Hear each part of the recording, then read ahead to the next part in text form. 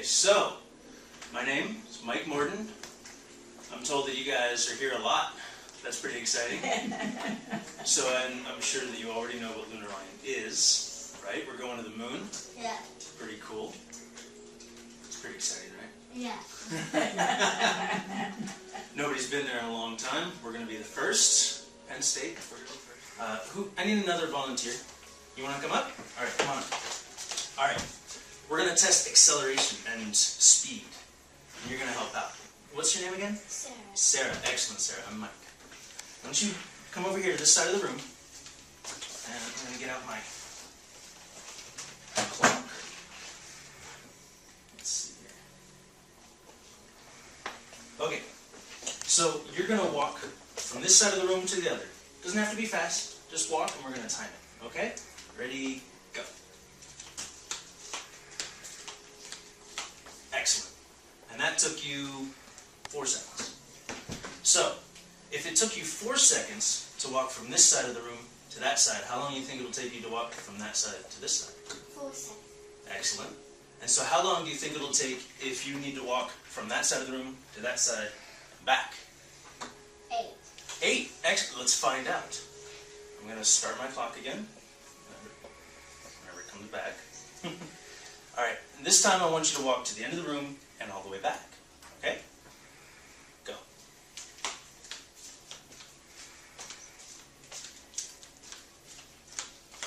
Time. Excellent. It took exactly 8 seconds. You did it. Excellent, right? Thank you. That's exactly what we do when we're calculating how the rocket's going to get into space. We time it enough here on Earth in a controlled environment, and then we just add it together. So, for example, we're going to the moon, right? You walked from there to there in 4 seconds. How wide do you think that is?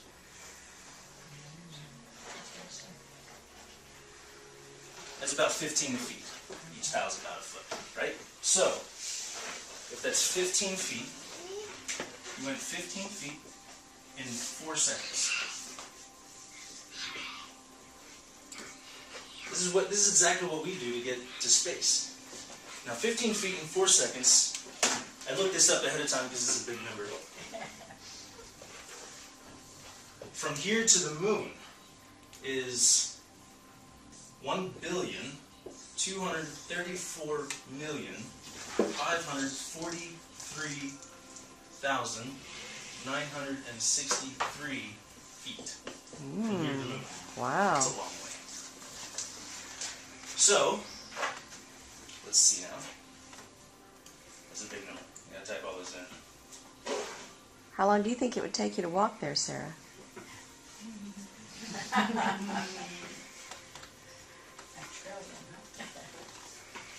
Big number, right? Yeah. So, if you were to walk from here to the moon at the speed you walked across this room, let's see.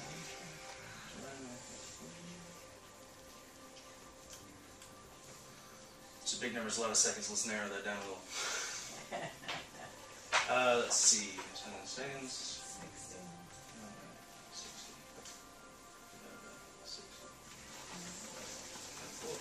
We're getting there.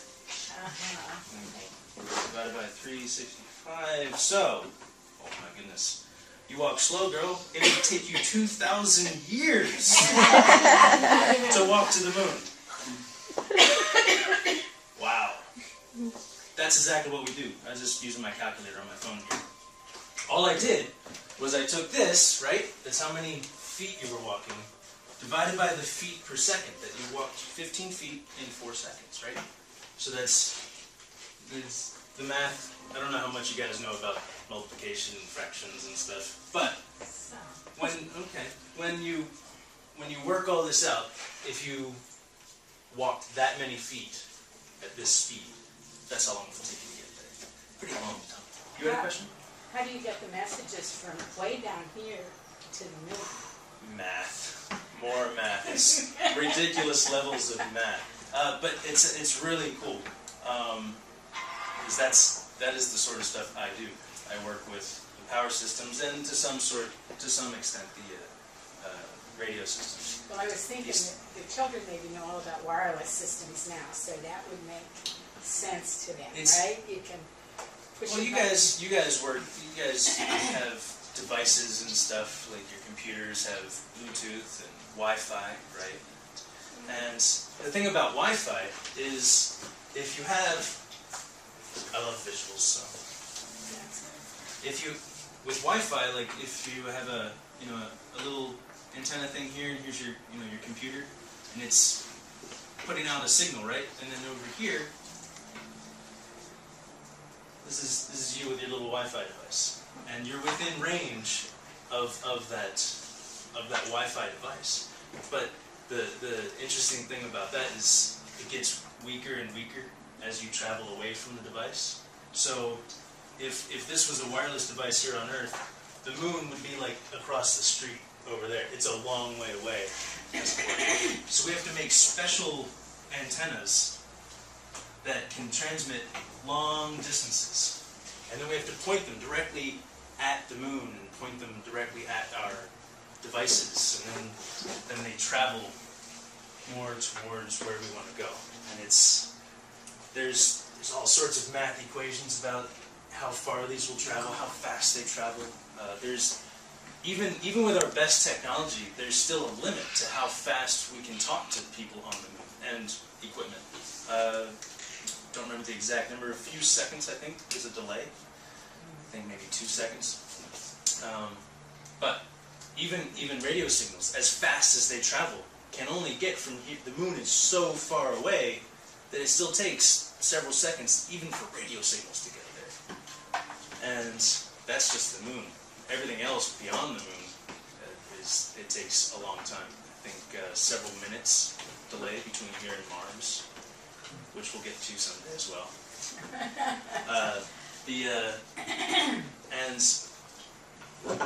But coming back to what I was doing earlier with the math, with like this math up here that I did to calculate how fast you can walk back and forth, it's the same thing. This is just add how big it should be and how tall it should be. Why would that math be a factor there? That's an excellent question. When we're designing the structure of the satellite, why do we design it the way we do? And that's why would you want to do that? Well, more visuals. Let's say I'm not a good artist, but let's say this is your rocket, right? And there's always let's see, I'm a terrible at this. But you guys have imagination. You can imagine that's the rocket. There's like the boom thing over here that it's always attached to, right? Well, our satellite, most of this rocket, like from here down, is all just fuel. It's all fuel that's going to get shot out the end when it launches. You only have this much space to put anything. And so when we're designing our satellite and our lander, it has to fit inside this space. Now the size of the rocket is determined by a bunch of other guys who are designing, the overall launch, like how to get to space. That's a challenge in itself.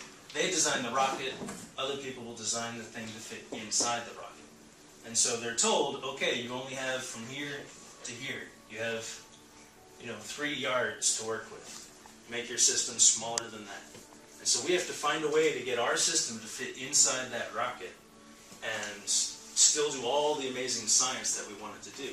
It's got to have, my systems are batteries, solar cells, that has to power the systems. It's got to have itself, the lander itself inside, has to have another rocket beyond that, because this big rocket is just to put it in orbit around the Earth. Then our system has its own rocket to get from Earth all the way to the moon. It's a long way. Is it coming back? No, it's a one-way trip for our lander. The Apollo missions, of course, were return trips, but our mission will go up, land, and stay there. This is an excellent poster done by the local high school. This is essentially what our lander is going to look like. So it's round, generally round in shape, with a bunch of instruments and stuff hanging off the side. Here's our big solar panel on top. This is the big rocket that I was talking about. This rocket, once once the main rocket puts us in orbit around the Earth, this big rocket is going to get us to the moon. But essentially, this is it. There's little side rockets on, the little ones. Those are the ones that once we land, they'll be the ones that are pushing us off again. This one's going to drop away. Once it gets to the moon, this one will drop off, and it won't be there. Just the little ones. It'll be pretty hard, but we'll get there. And part of the competition is landing as close as we can to where Apollo 11 and Apollo 12 landed. And that's what Mike does in his job, too. He figures out how long it's going to take us to get to those particular places on the moon. So he looks at where they landed and where we're thinking about landing and calculates the difference between the two. More math, that's right. More math. It's all math. Because if you think about it, when we get up to the moon, looks better on the floor, right? That's right. When we get up to the moon, picture like looking at Google Maps. You look at the maps, you can see where your house is and where the streets are. We have maps of the moon. And so there's, maybe a crater and there's a hill here and stuff. And we know once we get there, we're going to land here. And somewhere over here is the Apollo landing site. And so we need to know how far away that is so we can see if it's close enough to take pictures. We're not going to get up, we're not going to land on it. That would be bad. We'd be messing with a historic site. But we want to get close enough that we can take pictures. Hopefully, what we'd like to do is we're going to try and pass over it when landing, not directly over it. But if this is the Apollo site and this is where we're landing, we're going to try and pass over it like this and take pictures as we fly by.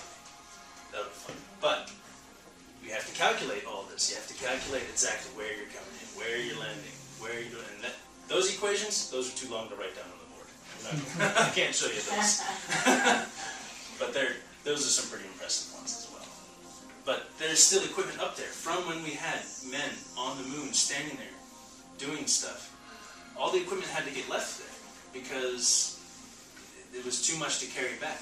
They came up, put a lot of stuff down on the ground, used it, went around, did things, but then they actually just had a little capsule holding just the two astronauts that then left the surface of the moon and came back up. So these Apollo landing sites on the moon, even though they've been there for 40 years untouched, you can actually still see footprints in the dirt around them. We actually have orbiters around the moon now that can take pictures that are strong enough that you can actually see footprints of the astronauts that have actually been there. There's no wind, there's nowhere for them to go, there's no people there, there's no cars. So they just stay there for 40 years waiting for us to come back and look at it again. Any other questions, guys? With it staying there, will continue to be able to upload pictures from the site? It'll be able to continue to transmit until nightfall. On the moon, a day lasts 14 days, and a night lasts 14 nights. The Earth nights, obviously. Once the sun sets on the moon, the solar cells will no longer get any sunlight, and we don't have the power reserves to last 14 days in night. Plus, 14 days of a lunar night get extremely cold, like a few degrees Kelvin cold. So it's not easy to survive a lunar night. There is actually part of the competition, there are extra prize money available. If you can build a craft to land on the moon and survive a lunar night and continue to transmit, there's actually extra prize money just for that. But as far as I know, nobody's even attempting. It's pretty hard. But it will continue to transmit and work so long as it has sunlight. Once the sunlight goes away, and even once it goes into the night and comes back into the sunlight, it'll be too late. The equipment will be too far damaged. So we only have the one lunar day. You have a 14-day window then. Yes. So it has to land, take all those pictures and images, move, take more pictures and video, and then transmit all that, which, as I said earlier, takes a long time because of this little link. So we hope to land, as far as the moon is concerned, we hope to land early morning. And so the sun will still be low coming up into the sky. We hope to be done by what would be noon on the moon. That way it gives us enough of a buffer zone. After the first few teams get on the moon, will the rest of the teams still launch? That's an excellent question. For a lot of them, no. For Penn State, we have the people in charge of putting together the team at Penn State. They know, I'm pretty confident that we'll win, but they know there's a chance. We won't. It's not guaranteed that we're going to win. But the people that are putting together the team for Penn State have decided, even if we don't win the prize, even if we don't make it first, we're still going to go. We're going to do it anyway, because all the work that's going into it is volunteer and donations anyway, and we want to be able to say that we did it. We're the only university-led team, and so to be able to say that we're the only university on the planet that's put hardware on the moon would be pretty awesome thing to be able to say. So we're going to do it anyway.